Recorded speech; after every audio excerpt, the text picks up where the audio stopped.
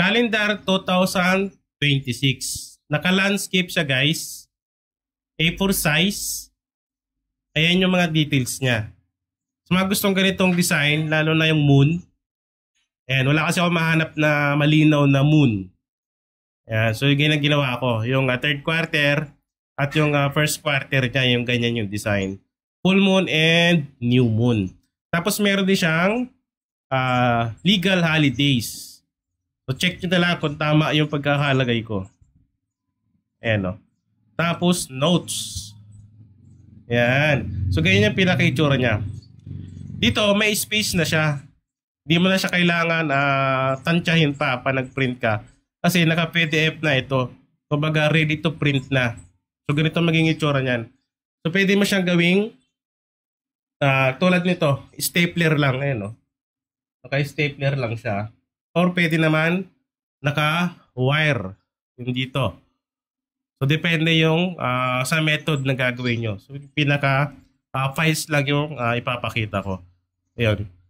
Ano lang to guys, paper tapos standard print lang. So pwede mo gawing high kung maganda yung printer. Standard kung gusto mo matingkad talaga yung kulay, gawin mo high. Para lumabas yung kulay. Ayun, simple lang. Di ba? Yan. So mga gusto ng ating files na PDF. Ito yung pinaka-files natin guys. Ready to print na ito kasi PDF siya. Yan. So meron siyang legal holidays, notes, at yung ganito yung mga design niya sa moon. Yan. So January 2026. Okay? 12 pages siya guys. Naka-landscape. So pag nag-print ka nito, naka-PDF na. So, click mo lang yung icon na printer. Na-download mo na yung files na ito. Piliin mo yung printer na gagamitin mo. Ayan. So, piliin mo lang.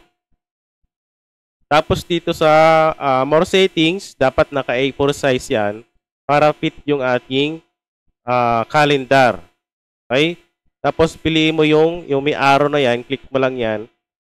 Punta ka dyan sa printer na gagamitin mo, punta ka sa preferences. Ayan, click mo na yan.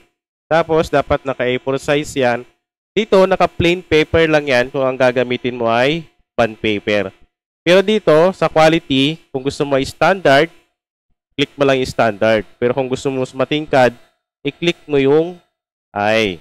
Ayan, so, kapag nakapili ka na, i-click mo lang OK, then print. So, ganoon siya kadali at kabilis i-print. Saan nga ba mabibili yung files natin para sa ating calendar?